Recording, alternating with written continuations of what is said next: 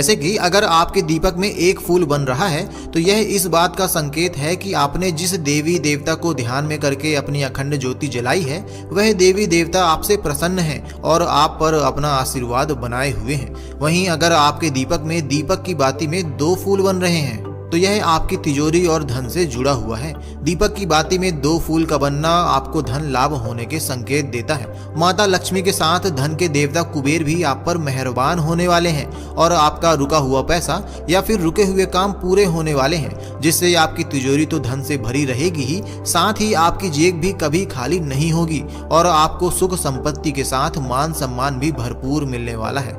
वहीं दीपक की बाती में 3 या 3 से ज्यादा फूल का बनना आपकी मनोरथ पूरा करने का संकेत होता है।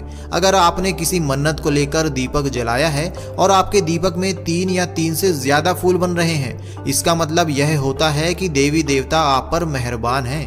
कभी कोई विशेष कार्य है, अटक रहा है, बहुत दिन से लगे हो, नहीं हो रहा, एक कलश जल, एक बेलपत्र। शिव मंदिर में जब बेलपत्र लेकर जाएं, बेलपत्र रखी सीधे हाथ में, उसके ऊपर रख लिया कलश, उसमें जल भरा हुआ हो, अपनी कामना कर कर मंदिर में पहुंचकर कलश को उल्टे हाथ में लेकर बेलपत्र को पहले अशोक सुंदरी वाली जगह पर, ये डंडी का जो भाग है जहां से पानी बहता है, अशोक सुंदरी की जो जगह होती है, और ये पत्ती उस जगह पर उसको रख दें, अशोक सुंदरी वाली जगह पर, और शंकर भगवान को सीधे हाथ में जल लेकर अशोक सुंदरी वाली जगह पर जल समर्पित कर कर शंकर भगवान के चारों ओर जल छोड़कर फिर शिव जी के शिवलिंग पर जल समर्पित करें। लगभग 2 या 3 सोमवार। केवल नारी के 16 श्रृंगार में एक श्रृंगार ऐसा है जिसकी कीमत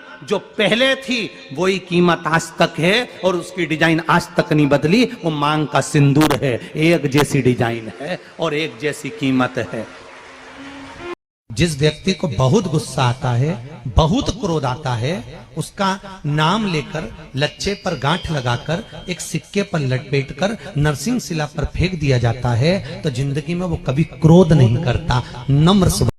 केवल नारी के 16 श्रृंगार में एक श्रृंगार ऐसा है जिसकी कीमत जो पहले थी वही कीमत आज तक है और उसकी डिजाइन आज तक नहीं बदली। वो मांग का सिंदूर है, एक जैसी डिजाइन है और एक जैसी कीमत है। शिवलिंग पर हम जब जल चढ़ाते हैं उस समय आपका ध्यान होना चाहिए, लोटा कलश शिवलिंग को ना छुए, टच भी ना हो, नख ना लगे, अपने हाथ की चूड़ियां भी भगवान को घिसने में ना आए, अपनी कोई सामग्री से भगवान को चोट ना पहुंचे। धीरे धीरे जल चढ़ाकर जब वो जल घूमता है, हम मंत्र बोलें ना बोलें, हम कुछ कहें ना कहें, अपनी जल की धार अपने आप मंत्र बोलती है और महादेव को आज भी हमारे यहाँ शंकर भगवान का प्रमाण है, जिस नारी के गर्भ गिर जाता हो, जिस नारी के संतान नहीं हो पा रही हो, जिस नारी को बच्चे नहीं होते हो, या बार बार गर्भ गिर रहा हो, या डॉक्टर कह दिया कि नाल में बच्चा लपटा हुआ है, कुछ मत करो, एक श्रीफल उस पर एक वस्त्र लपेटकर भगवान शंकर को उस नारी का नाम और गोत्र लेकर समर्पित कर दो, आखा की आखा उस नारी का जापा आराम से होता है। शिव की कृपा है, शिव की दया है।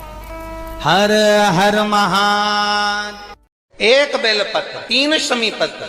आप कभी दिल से, कभी मौका मिले हृदय से अशोक सुंदरी वाली जगह का स्पर्श कर कर भगवान शंकर के शिवलिंग पर एक बार समर्पित कर कर। जिसकी यहाँ लक्ष्मी नहीं टिकती, जिसकी यहाँ संपदा नहीं बढ़ती, जिसका व्यापार नहीं चलता, जिसके सर्विस नौकरी सही नहीं हो रही, उसको सोमवार के दिन अगर बेलपत्री के पेड़ के नीचे जो दिया लगाता है उसके घर में कभी संपदा की कमी नहीं आती। साहब देवी कहती है जिस घर में स्त्री दोपहर में सोती होगी उसके घर में दुख और दरिद्रता दोनों जाएंगे।